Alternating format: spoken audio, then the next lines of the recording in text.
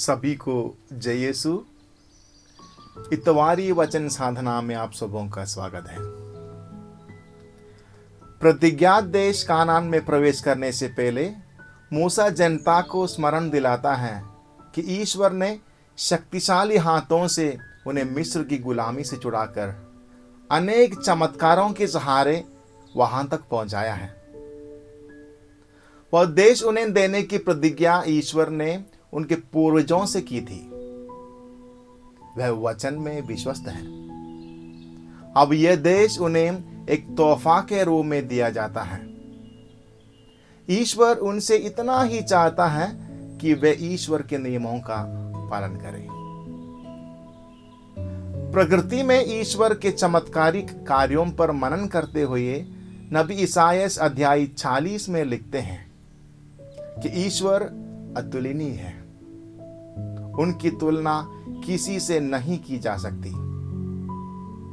शक्ति में, बुद्धि में, ज्ञान में, पवित्रता में, प्रेम एवं करुणा में ईश्वर अतुलनीय है। वह सदा महिमा के योग्य है। कुरिन्थियों के नाम पत्र में संत पौलुस लिखते हैं कि वचन सेवा करने वाले ईश्वर के ज्ञान की सुगंध फैलाता है।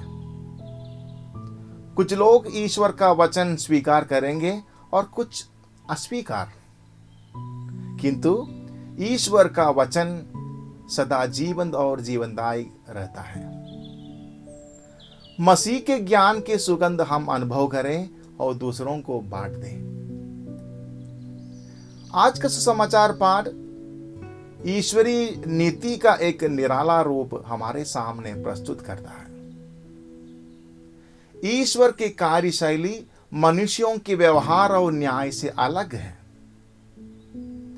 ईश्वर के न्याय में सत्य के साथ करुणा और प्रेम है। दागभारी के मजदूरों को उचित वेतन मिला, तय की गई पूरी मजदूरी मिली, फिर भी क्यों कुछ लोग असंतुष्ट थे? इसका कारण क्या हो सकता है? इसका कारण उसका कम वेतन नहीं, दूसरों का अधिक वेतन है। मालिक की उदारता वे समझ नहीं पाए।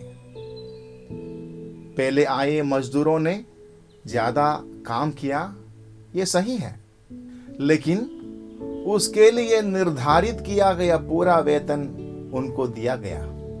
यदि मालिक ने दूसरे मजदूरों को अधिक पैसा दिया तो उसका कुछ कारण भी होगा।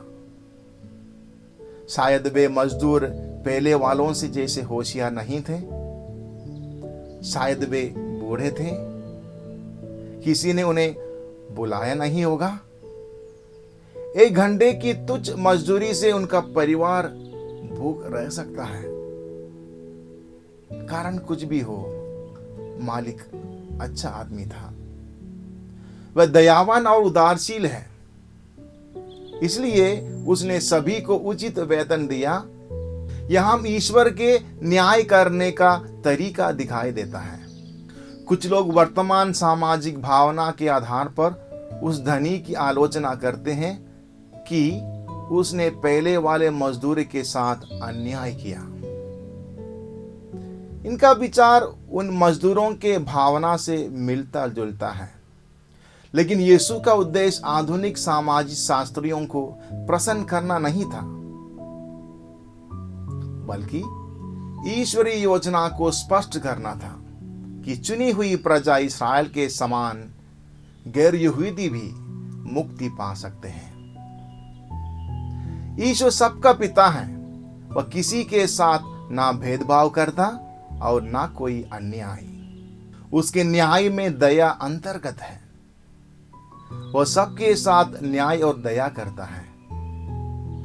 क्रूस पर टांगे अपराधी को उसके पश्चाताप के कारण उसके जिंदगी भर के कसूरों को माफ करके उसे सीधे स्वर्ग देने का वायदा प्रभु देता है। यह समझना ही मसीह के ज्ञान की सुगंध है।